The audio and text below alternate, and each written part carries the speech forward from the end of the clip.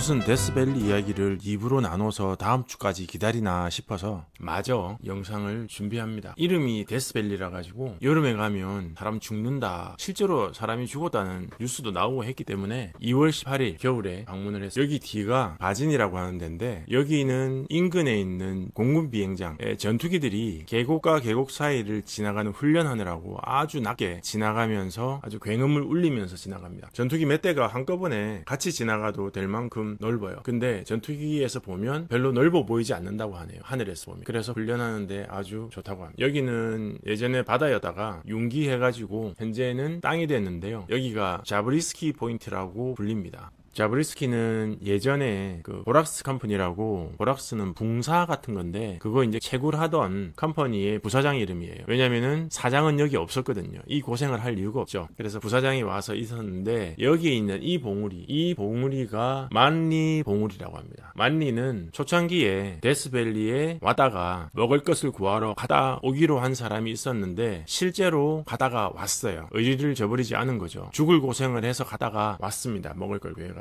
그 윌리엄 말리가 왔던 그게 고마워서 여기에 말리 비콘이라고 이름을 붙였다고 합니다. 여기가 이제 앞선 영상에서 25피트 이상은 못 올라간다고 하는 그쪽으로 차를 몰고 올라가면 그 정상에 단테스 뷰라고 하는 게 있습니다. 단테스 뷰가, 단테가 신곡에서 지옥, 연옥 이렇게 설명을 했지 않습니까? 여기 오른쪽 입구가 이제 죽음의 계곡으로 들어오는 겁니다. 예전에 마차가 이쪽으로 들어와서 여기서 이 밸리를 통과해서 산을 넘으려고 하다가 못 넘고 죽을 고생을 했다. 그래서 단테가 위에서 보니 여기는 지옥인데 여기로 들어오는구나 하고 얘기를 했던 그런 맥락에서 단테스 뷰라고 얘기를 했는데, 어쩌자고 여기까지 왔는지 그 사람들을 49ers라고 하거든요. 샌프란시스코 49ers가 유명한 미식 축구팀 이름인데 그 이름의 유래가 여기에 있습니다. 1849년, 1848년에 서부에서 금광이 발견됐다는 얘기가 나옵니다. 그래서 그래, 그러면 가야 되겠네 하고 챙겨서 금을 캐러 떠났던 사람들, 그 사람들을 49ers라고 합니다. 그 선발대가 있었는데 그 선발대가 여기로 들어온 거죠. 보통 집결지가 여기였다 그래요. 솔트레이크 시티. 여기서 집결을 했는데 여기로 내려가다가 옛날에 그 스페인 애들이 만들어 놓은 구도로, 이 도로를 따라가면 되긴 되는데 빨리 가고 싶은 거죠. 그래서 지름길로 오겠다고 해서 들어온 데가 데스밸리였던 거예요. 여기죠. 여기 데스밸리로 들어온 거예요. 여기로 내려왔다가 여기서 데스밸리, 그 죽음의 계곡으로 들어온 겁니다. 근데 사실 그 금광이라고 하는 게 그 시에라 네바다 산맥, 요 산맥 거기에 있는 이쪽이죠. 그 목공소에서 일하던 사람이 강가에서 금덩어리를 발견해요. 광산을 캔 게 아니고. 그런데 그때만 해도 여기는 미국 땅이 아니었습니다. 멕시코 땅이었어요. 그런데 이제 금이 만들어졌다고 하니까, 금이 나왔다고 하니까 미국이 멕시코를 꼬드겨 가지고 전쟁을 치게 만들고, 그리고 나서 종전선언하면서 박살을 내죠. 박살을 내고 종전선언하면서 1848년에 조약을 체결하면서 여기 캘리포니아 남서부의 대부분의 땅을 넘겨받습니다. 금이 발견된 게 1848년 1월이에요. 그런데 조약을 체결한 게 1848년 2월. 너무 인위적인 냄새가 나지 않습니까? 진짜로 금이 발견됐으면 그 한 달 사이에 그런 일이 일어날 리는 없죠. 그런데 미국 정부 입장에서 보면요, 여기 지금 땅을 개척을 했지 않습니까? 그러면 사람들이 가서, 멕시코한테 땅을 뺏었는데 사람들이 가서 살아야 돼요. 어떡하죠? 그냥 밀어붙이면 사람들이 갑니까? 안 가거든요. 그런데 거기에 금이 나왔다고 하니까 미친 듯이 서부로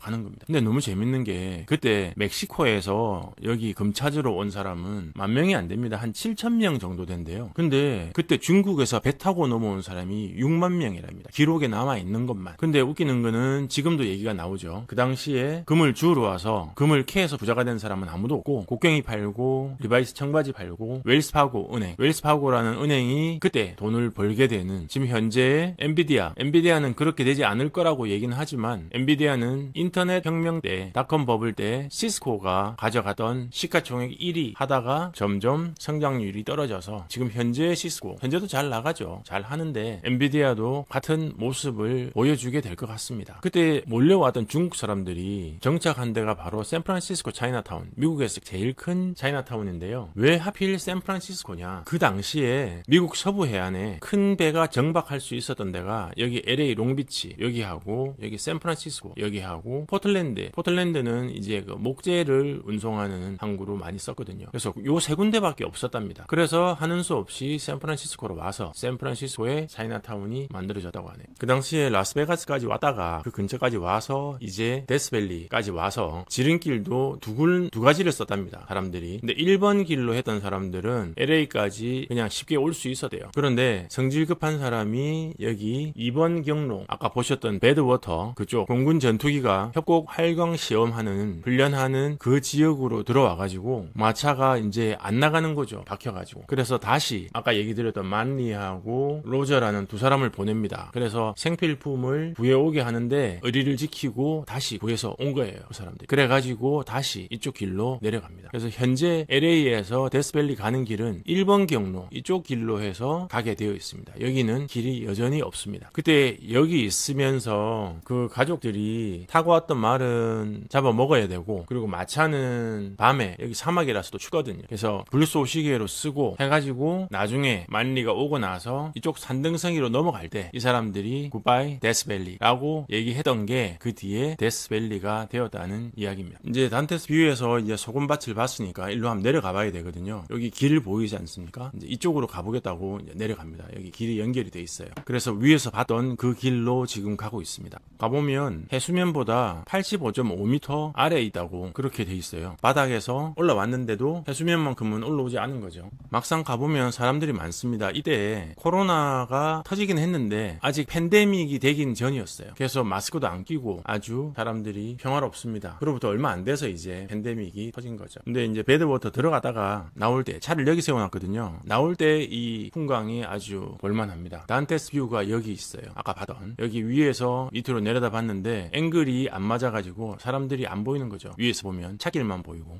이 데스밸리가 그랜드 캐년하고 좀 다른 게 그랜드 캐년은 자연이 이렇게 깎아서 만든 거지 않습니까? 근데 데스밸리는 땅에서 솟아 올라와가지고 만들어진 해저지형이기 때문에 조금 느낌이 다르다고 하는데 워낙 커서 사실 이 정도면 그놈이거든 수준이 아닌가 싶기는 합니다. 말리봉이 여기 있었고요. 말리봉 오른쪽에 여기가 붉은 성벽이라고 뭐 이름을 붙여놨는데 좀 이제 색깔이 다른 색깔에 비해 좀 뻘겋다고 붉은 성벽 그 레드 카시드럴이라고 이름 되어 있어요. 근데 어차피 여기 있는 게 진흙하고 토사가 압력받아가지고 만들어진 퇴적암이라서 이렇게 잘 깎입니다. 많이 깎여 있고 그래서 좋기는 변화가 많아서 이쁜데 오래 안 갑니다. 계속 이게 바뀝니다. 모든 게 다 좋을 수는 없으니까요. 이런 부분도 있는데 이것도 뭔가 찾아보니까 500만 년 전에 화산 분출했던 용암의 흔적이랍니다. 근데 이것도 용암인 것 같은데 여기만 또 색깔이 이래요. 근데 이런 것까지 다 또 알려고 하면 너무 골치 아프니까 그냥 좀 특이하네 이쁘네 초코시럽 뿌려놨네 하는 정도로 그냥 보고 넘어가도 그냥 괜찮습니다. 그런데 한낮에 가면 이 색깔들이 이 느낌이 안 납니다. 지금 이제 해 질 때 느낌 나시죠?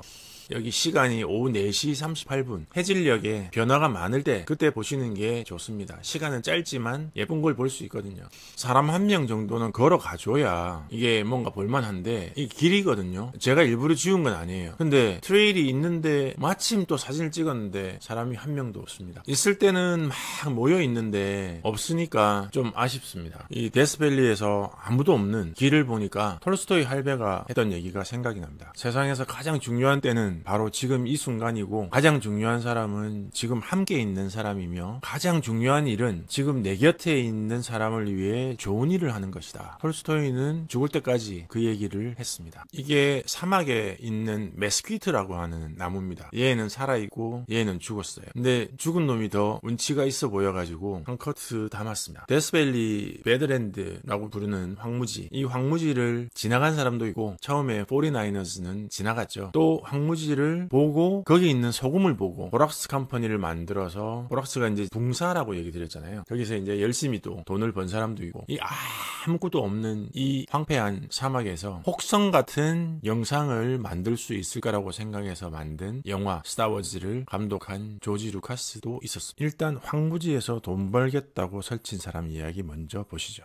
여기가 퍼시픽 코스트 보락스 컴퍼니라고 거기서 만들었던 마차. 여기서 이제 소금을 정제해가지고 붕사를 만들어내서 그거를 철도가 있는 곳까지 마차로 끌고 가다고 합니다. 모하비까지 끌고 가야 됐는데요. 모하비에 철도역이 있어대요. 모하비도 결국 사막인데 거기는 철도역이 있으니까 조금 더 개발이 됐겠죠. 그래서 20마리 노새가 끄는 마차. 그래서 20 뮬 팀 웨건이라고 이제 이 웨건을 노새 20마리가 끌었는데 20마리가 노새가 끌면 다 못 끌었나 봐요. 그래서 홀스를 말을 2마리를 넣었답니다. 그래서 18마리 노새와 2마리의 말로 끌었다고 하는데 앞에 있는 2마리의 말이 없으면 노새들이 퍼졌을 것 같아요. 그래서 말 2마리가 필요했을 것 같다 그런 생각도 드네요. 근데 사실 이 보락스라고 하는 게 여기 지금 너무 멀잖아요. 이 지천으로 널려 있는데 재료는 보락스의 원가는 운반비였다고 합니다. 그래서 재료비보다는 운반비가 더 중요하니까 모하비에서 가까운 곳에서 보락스가 발견돼 가지고 여기는 그 뒤에 바로 문을 닫습니다. 근데 재밌는 게 이 당시에 보락스에서 일했던 사람이 멕시코인들이 아니고 중국인들이었다. 황금 찾아가지고 6만 명이 왔다고 얘기 드렸잖아요. 왔는데 금을 캘 때는 오고 딱히 할 일도 없고 먹고 살아야 되니까 보락스 컴퍼니에 와가지고 하루 일당 1불 조금 넘게 받고 거기서 숙박비하고 식비를 뜯기고 그렇게 살았다고 하는데 하루 일당이 1불 30전이면 2020년대 기준으로 한 30불 정도 된다. 하루에 먹고 살 수가 없죠. 그리고 한 가지 중국 사람들이 후보댐 공사할 때 이제 투입이 되거든요. 그때 많이 와가지고 골드러시 때. 그런데 이제 그때는 돈을 제대로 줘야 되니까 정부 발주 공사라서 이게 돈을 또 제대로 줘야 됩니다. 그런데 이 사람들이 샌프란시스코로 돈 가지고 가지 못하게 라스베가스를 개발했다. 뭐 이런 얘기를 하는데 날짜를 보니까 그게 아니에요. 라스베가스가 시로 된 게 1911년이고요. 후보댐 공사가 완공된 게 36년입니다. 그러니까 공사하는 동안에는 있었을 거 아닙니까? 돈 들고 이제 샌프란으로 돌아가지 못하게 하려고 라스베가스를 만들었다는 건 말이 안 되고요. 후보댐 공사하면서 중간에 쉴 때 라스베가스 가가지고 돈을 탕진하게 했다. 그거는 탕진하게 한 게 아니고 중국 애들이 가서 그냥 워낙 도박을 좋아하니까 가서 탕진을 한 거죠. 도박을 좋아한 게 아니고 원래 중국 사람들은 일확천금을 좋아합니다. 떼부자가 되는 걸 좋아합니다. 그래서 도박을 하는 거죠. 그 정도로 일단 중국 사람들의 미국 이민 역사가 기다. 1849년 49ers의 시작이 거의 중국의 이민 역사하고 같다고 보면 될 것 같습니다. 여기 뒤에 보이는 계곡 있잖아요. 이 계곡으로 전투기가 활강하면서 지나갑니다. 그러면 이 계곡 사이에서 울리는 그 굉음이 아주 끝내주는데 F1에서 만들어내는 그 사운드하고는 비교가 안 됩니다. 혹시 다음에 한번 데스밸리를 가실 기회가 있으면 운이 좋으면 전투기가 지나가면서 내는 굉음을 한번 들어보실 수 있을 겁니다. 그 계곡이 이렇게 넓어요. 그런데 사진으로 보면 그렇게 착시가 나옵니다. 바로 이 멀리 있는 산이 바로 뒤에 붙어 있는 것 같은 그 사이를 전투기가 지나가는 것 같은 느낌이 드는데 사실은 이렇게 넓습니다. 자, 이제 조지 루카스가 스타워즈 노다지를 발견했던 황금 계곡으로 이동합니다. 저희가 빌렸던 차고요. 여기 보면 스타워즈에서 우주선이 땅 위에 떠가지고 막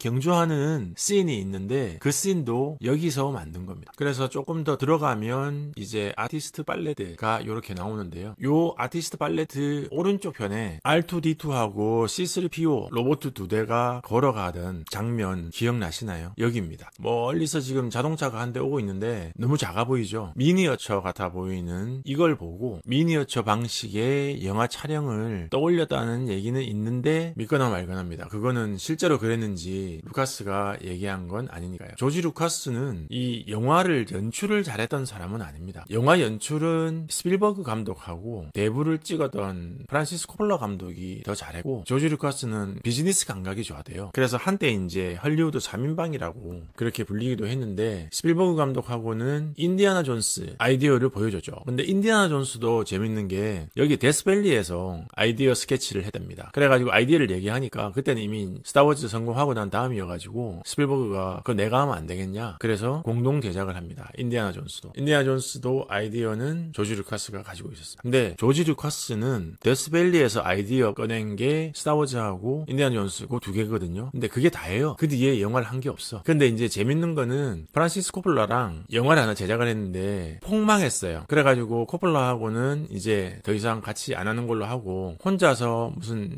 인디 영화 뭐 청춘 낙서라고 하는 영화를 제작을 했는데 그 전에 코폴라하고 했던 게 폭망해가지고 자본이 없었던 거예요. 그래서 십시일반으로 돈 받아가지고 돈도 받고 또는 이제 품팔이 해가지고 어째 영화 제작을 마쳤답니다. 그래서 그 사람들한테 돈은 못 줬잖아요. 오디오든 비디오든 뭐 특수효과든 뭐 장비 이런 거 다 사람들한테 도네이션처럼 받아가지고 영화를 마쳤기 때문에 돈을 줄 수가 없는 거죠. 그래서 그때 엔딩 크레딧을 처음으로 조지 루카스가 올립니다. 도와주신 분들 누구 하면서 이제 엔딩 크레딧이 쭉 올라가죠. 그게 조지 루카스가 처음 했습니다. 그랬는데 그 청춘 낙서가 돈을 벌어요. 흥행에 성공을 합니다. 그래서 품고 있던 두 가지 스타워즈하고 인디아나 존스 그 아이디어 중에 스타워즈를 먼저 시작을 합니다. 근데 한번 폭망을 해봤지 않습니까? 암만 좋은 이야기라도 이게 사람들이 안 오면 안 되는구나. 그래서 중간에 망하면 안 되니까 스타워즈 에피소드 4부터 시작을 합니다. 알맹이 먼저 먹은 거예요. 자, 이래서 저래서 서론 부분 빼고 본론의 1편 그게 에피소드 4거든요. 그거부터 바로 시작한 거예요. 왜? 망하면 안 되니까. 그러면 스타워즈 시리즈가 지금 머릿속에는 9편까지 들어가 있는데 1편부터 하다가 4편까지 못 오면 그게 무슨 소용이 있냐 이거지. 그래서 4편부터 시작을 했다고 합니다. 조지 루카스는 스타워즈하고 인디아나 존스 두 개로 그냥 돈 벌고 땡 했거든요. 그런데 그 과정을 보면 야 이거는 조지 루카스는 완전 장사치네 하는, 나쁘게 말하면 그렇고 좋게 말하면 비즈니스맨이죠. 영화하는 예술하는 사람은 아니었던 거예요. 스타워즈 시나리오가 그 당시에 정말 영화사에서 봤을 때는 엉망이었답니다. 아니 밑도 끝도 없이 에피소드 4부터 시작하는 게 어딨냐 이거죠. 근데 조지 루카스는 일단 제일 재밌는 거 알짜배기부터 하고 나중에 에피소드 1으로 간다. 바둑으로 치자면 아생연후 살타 그거죠.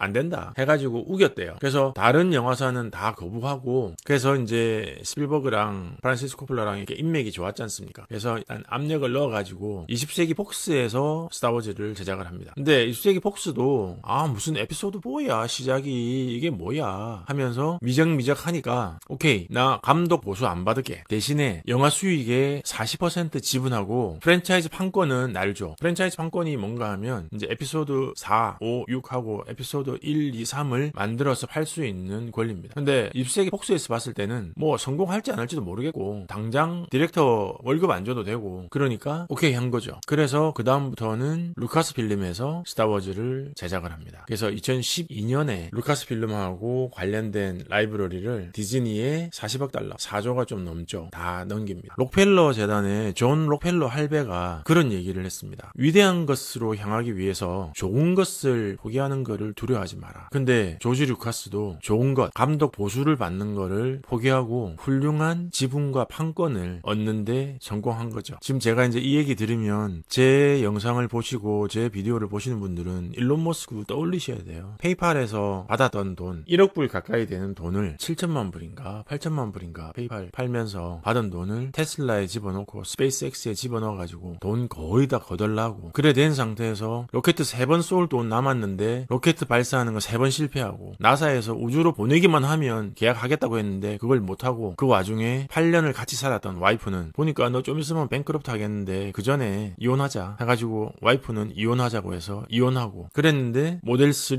오토메이션을 공장에서 숙식하면서 성공을 시키고 스페이스X는 마지막 한 번만 쏠 수 있게 도와달라 이제 주변에 얘기를 하면서 도움을 청합니다. 이제 정말 거덜나는 거죠. 마지막 한 번 성공을 못하면. 그때 도와준 사람들이 페이팔 마피아입니다. 근데 사실 페이팔 마피아는 일론 머스크하고는 애증의 관계죠. 피터 틸이 일론 머스크가 신혼여행 갔을 때 이사회 소집해가지고 일론 머스크 해임하고 이베이에다가 페이팔 판 거거든요. 물론 판 돈은 다 줬죠. 근데 일론 머스크가 안 판다고 하니까 지금 안 팔면 안 되는데 팔아야 되는데 이런 오퍼는 더 이상 없는데 일론 머스크가 그때 이제 공동 대표였으니까 일론 머스크 없을 때 피터 틸이 그 난리를 쳐가지고 팔아버립니다. 그러면 정말 왼수잖아요. 왼수. 그래가지고 회사에서 잘려서 쇼구 먹어서 도저히 살 수가 없다. 그래서 사우스 아프리카로 휴가를 갔다 왔는데 거기서 또 말라리아에 걸려가지고 6개월을 시름시름 앓습니다.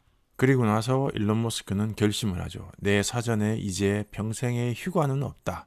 그럴 만큼 포비아를 만들어줬는데 그럼에도 불구하고 근데 왼수의 손도 잡은 거죠. 일론 머스크는. 왜? 마지막 한 번에 로켓 발사를 위해서. 그래서 성공을 합니다. 그리고 모델 3는 풀 오토메이션에서 한 발 물러섭니다. 일부 구간은 계속 에러가 나와서 잡을 수 없는 일부 구간은 세미 오토로 해가지고 일단 자동화에 성공을 하죠. 그래서 그 왼수를 어디서 갚았느냐? 샹하이 기가 팩토리에서 완전 자동화에 성공합니다. 드라마가 따로 없죠. 그래서 저는 테슬라 투자는 재밌습니다. 스타워즈 스타워즈 장면이 떠오르십니까? 스타워즈 샷을 실제로 찍었다고 하는 곳으로 들어봐서 이렇게 걷다 보니까 왜 스타워즈 에피소드 1편으로 시작 안 하고 4편으로 시작했는지 알 것도 같습니다. 왜냐면은 49ers 시절에 1849년도에 이 베네트 알칸이라는 패밀리가 금을 찾아서 데스밸리에 들어와가지고 쇼커스로 가겠다고 데스밸리에 들어왔는데, 그때 만리하고 로버트가 한 달 정도 음식과 말을 가지러 가다가 왔거든요. 근데 한 달 동안 여기 데스밸리에서 살아난 곳입니다. 만약에 만리 일행이 오지 않았으면 뭐 꼼짝없이 죽은 거죠. 그래서 데스밸리를 조지 루카스는 죽음의 밸리가 아니고 희망의 밸리로 바꾸고 욕심보다는 성공을 먼저 해야 된다는 것을 알았던 것 같습니다. 그래서 아주 먼 옛날 은하계의 저편에 이렇게 시작하는 에피소드 4에 A long time ago in the galaxy far, far away라고 나오거든요. 그게 제목이 스타워즈 에피소드 4 새로운 희망입니다. 왜 은하계 저편이냐 하면 데스밸리 와서 보면 은하계 저편이 그냥 보입니다. 그냥 밤만 되면 은하계 저편이 보입니다. 이렇게 많은 별이 있는데 그냥 데스밸리에서 모든 영화 구상을 다 한 거예요. 그럼 조지 루카스는 뭐하러 여기까지 들어왔지? 그거는 얘기가 안 나오더라고요. 그 얘기가 궁금했는데 적어도 궁금하신 분 계실 거 아니에요. 조지 루카스는 여기 뭐하러 왔지? 하는데 그 얘기는 아직 못 찾았어요. 자, 여기 스타워즈 영화 소개한 장면입니다. 여기서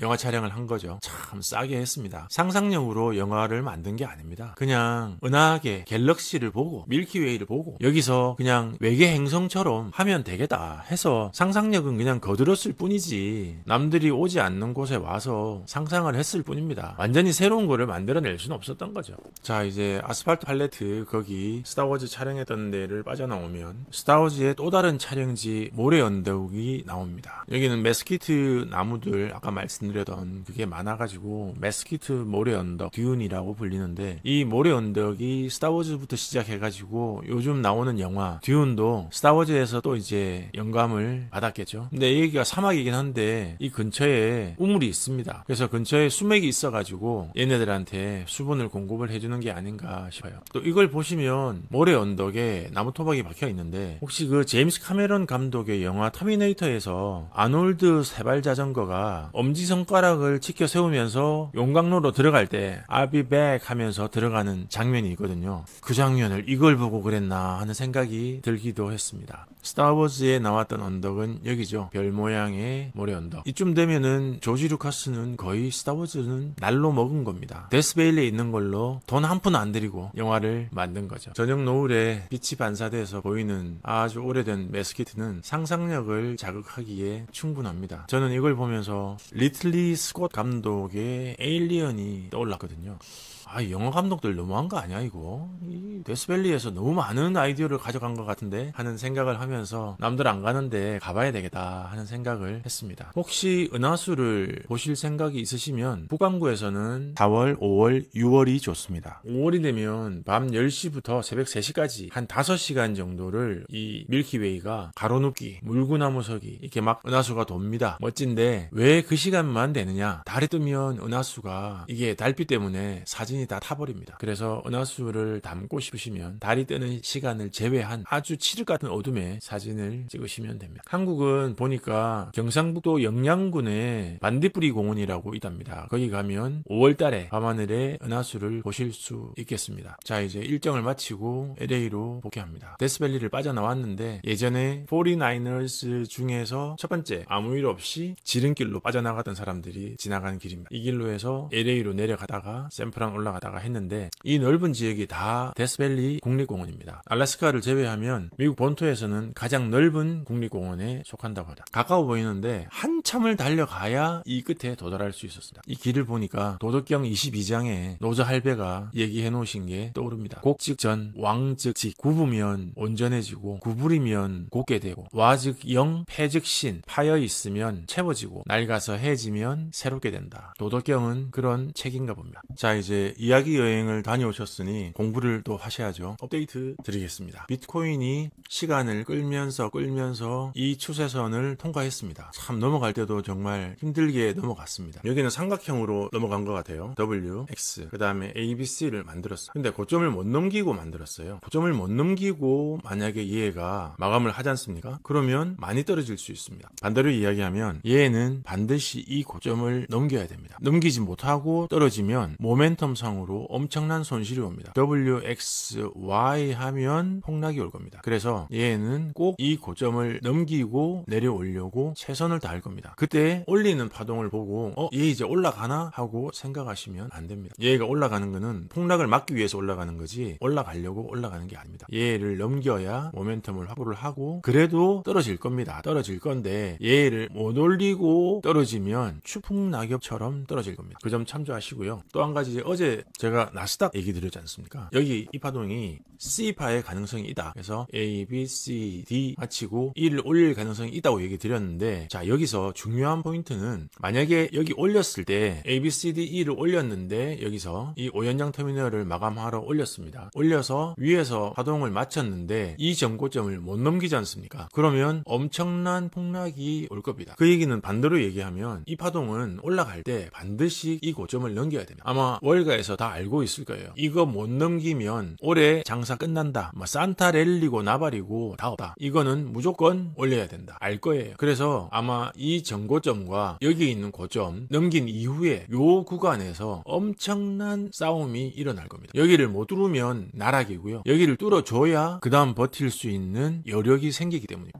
만약에 고점을 갱신하지 못하고 A, B, C, D 하고 E를 올렸는데 고점 갱신 실패한다. 그리고 떨어지게 되면 얘는 A, B, C, D, E가 될 가능성이 아주 높습니다. 그래서 현재 저는 여기 고점을 돌파할 걸로 기대합니다. 왜냐면은 올해 장사 끝나는 거는 월가에서 원하는 게 아닐 거기 때문에 어떻게 해서든 미친 듯이 끌어올리려고 할 겁니다. 반드시 끌어올려야 됩니다. 만약에 끌어올리지 못하고 내려와서 여기 있는 5연장 터미널을 건드리면 올해 장사는 끝입니다. 다시 얘기 드립니다. 얘가 A, B, C, D, E로 올려서 이 전고점을 돌파를 못하고 밀려서 이 5연장 터미널을 자동 마감을 시켜버리면 올해 장사는 끝입니다. 그래서 반대로 해석을 하면 틀림없이 이 5연장 터미널을 전고점을 돌파해서 마감을 할 거다. 왜냐하면 그렇게 해야만 하기 때문에 파동으로 봤을 때. 그래서 전고점 갱신의 노력이 있을 거고 그 노력의 구간은 여기 있는 전고점과 여기 있는 전고점을 넘기고 나서 이 구간에서 엄청난 싸움이 진행이 될 거라고 봅니다. 아마도 이 파동은 불규칙 만들고 나서 올라가는 파동으로 예상을 하고요. 여기서 A, B, C, D, E로 끝나고 내려오는 파동으로 진행된 것 같아 보이지는 않습니다. 다시 올라가는 걸로 보이고 올라가다가 실패를 하고 내려오는 한이 있어도 아마 올라가다가 내려오는 걸로 예상을 합니다. 오늘 업데이트는 여기까지입니다. 영상에 공감이 가시면 공감 버튼 눌러주시고 질문이 있으시면 댓글 남겨주시기 바랍니다. 고맙습니다.